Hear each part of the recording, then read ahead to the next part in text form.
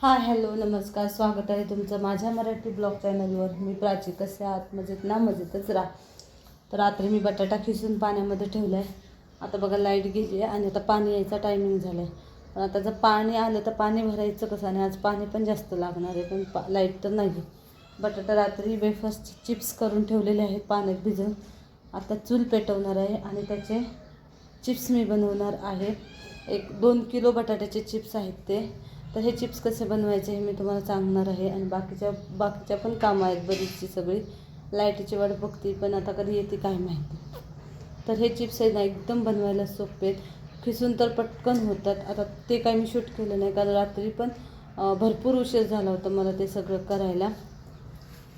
तर चला आता चूल पेटवते पहिली आणि नंतर बाकीचं सगळं करते.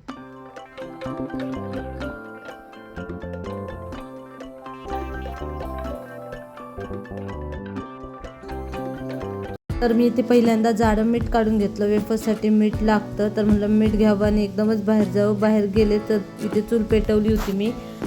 चूल पेटवल्यानंतरच मीठ काढायला गेले. चूल पेटवली, चुलीवर पाणी ठेवलं होतं आणि म्हटलं आता पाणी गरम होते, झाकून ठेवलं, मीठ वगैरे टाकलं आणि इकडे मी घरात आले, कारण मला वेफर्सना पाण्यातनं निथळून घेऊन स्वच्छ धुवायचे होते. कारण त्यामध्ये आपण तुरटी फिरवून ठेवली होती आणि तुरटीचे 5 वेढे दिले ना पाण्यामध्ये की वेफर्सना छान पांढरे शुभ्र होतात आणि छान होतात.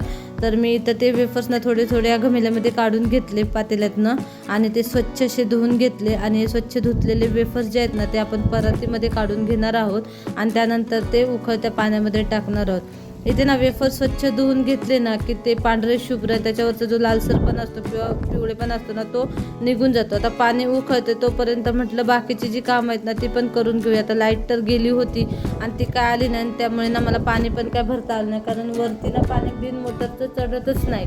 तर म्हणलं आता पाणी आणि वेफर्सला पाणी पण जास्त लागणार होतं, पण मी आदल्या दिवशी ना पाणी जास्त भरून ठेवलं होतं. आणि आमच्या इकडे ना या दिवसात तर पाणी जास्त भरून ठेवावंच लागतं. झाडू मारता मारता तोपर्यंत आले दूधवाले काका. मग त्यांच्याकडनं दूध घेतलं, दूध तापायला ठेवलं. म्हणलं दूध पण इकडे तापेल आणि तिकडे पण माझे वेफर्स होते. सध्या ना गॅसची टंचाई असल्यामुळे गॅस जपून वापरावा लागतोय. तर इकडे पाणी बघा माझं खळाखळा उकळलं होतं. आता यामध्ये जे वेफर्स आहेत ना ते मी घालून घेणार आहे. तर यामध्ये सगळे थोडे थोडे करून मी वेफर्स घालणार. आणि वेफर्स मला जपून टाकावे लागत होते, कारण पाणी खूपच गरम होतं. त्यामध्ये मीठ वगैरे पण मी टाकलं होतं. आणि माझी जिजा काही मध्ये मध्ये लुडबुड केल्याशिवाय राहत नव्हती, तिने पण वेफर्स मला टाकू लागली. त्यानंतर मस्त असं जाळ केला आणि झाकण ठेवून मी वेफर्स शिजायला ठेवले. आणि चुलीवरती वेफर्स पटकन शिजतात, त्याला काय जास्त वेळ लागत नाही. आणि असे ना वेफर्स त्यानंतर म्हटलं आता थोडे थोडे वेफर्स काढून घ्यावे आणि 2 ते 3 वेळा मला हे वेफर्स शिजवून घ्यायचे होते. थोडे थोडे करून एकदम जर केले ना ते पसरवायला मला वेळ जाणार होता. तर इकडे थोडे शिजत आहेत तोपर्यंत थोडे पसरवले, म्हणजे ना एका दमात 2 काम होते. आता वेफर्स मी बाकीचे पाण्यात काढून ठेवले स्वच्छ धुण्यासाठी, तोपर्यंत शिजत आहेत. तर म्हणलं आता बेडशीट वगैरे बाकीची जी कामं आहेत ना ती करून घ्यावी, कारण मला परत मुलींना शाळेत आणायला जावं लागणार होतं. त्यामुळे म्हणलं आपण अशी कामं करून घेतली ना म्हणजे कामं पण पटकन होतील आणि वेळेची बचतही होईल. त्यामुळे ना मी ते काम करते. मग बेडशीट वगैरे घालून झाली तोपर्यंत आपले इथं वेफर्स शिजले होते. 10-15 मिनटात ना वेफर्स पटकन शिजतात, कारण ते आपण पातळ किसलेले असतात ना त्यामुळे ते पटकन होतात. माझ्याकडे ना बिर्याणीचा भात येळायची ना अशी चाळणी होती, तर ती मी घेतली.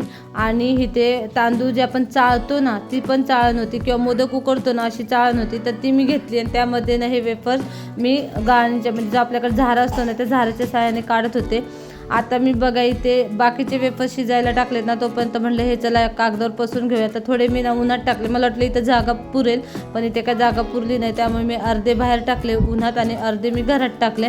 आणि नंतर थोड्या वेळानं हे बाहेरचे जे उन्हातले आहेत ना ते सुद्धा मी घरात घेऊन गेले होते, कारण म्हणलं जास्त वेळ उन्हात ठेवले ना तर सगळा धुराळा बसेल त्याच्यावरती आणि पांढऱ्याचे काळे होतील म्हणून.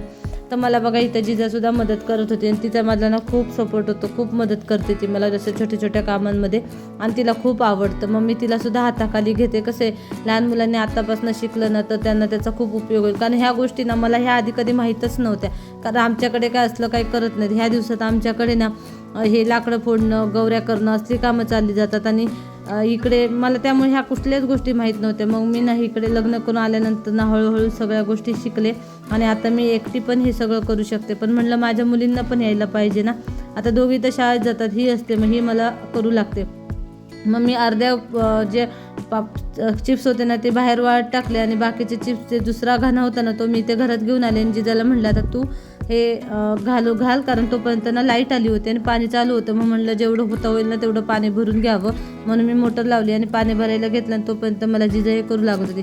आणि मला ना हे खायला खूप आवडतात, मला तसे तळल्यावर नाही आवडत पण असे ना खायला खूप आवडतं म्हणून मी थोडेसे त्यातले खाल्ले आणि जिजाने पण मला ह्याची खूप हेल्प केली. तर अशा पद्धतीने माझे सगळे पापड पसरवून झाले. त्यानंतर मी मुलींना शाळेतनं घेऊन आले आणि यांना खूप गरम झालं होतं म्हणून राजवीन यांनी पेप्सी घेऊन आल्या.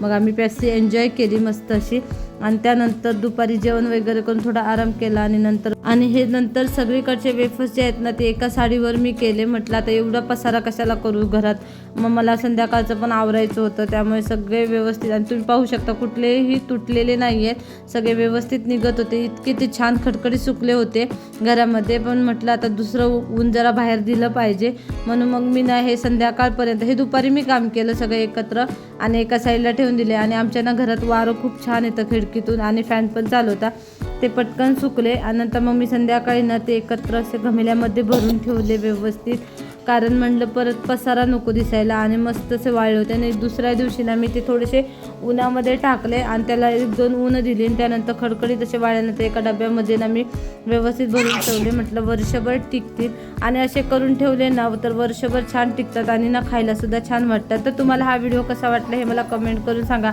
तुम्ही हे पापड कशा पद्धतीने बनवता ते सुद्धा सांगा. व्हिडिओ आवडला तर लाईक आणि शेअर करा. चॅनलवर नवीन असाल आणि अजूनही चॅनलला सबस्क्राईब केलं नसेल तर माझ्या चॅनलला प्लीज सबस्क्राईब करा. त्या शेजारील बेल आयकॉनही क्लिक करा. पुन्हा भेटूया अशाच एका नवीन व्हिडिओमध्ये. तोपर्यंत बाय.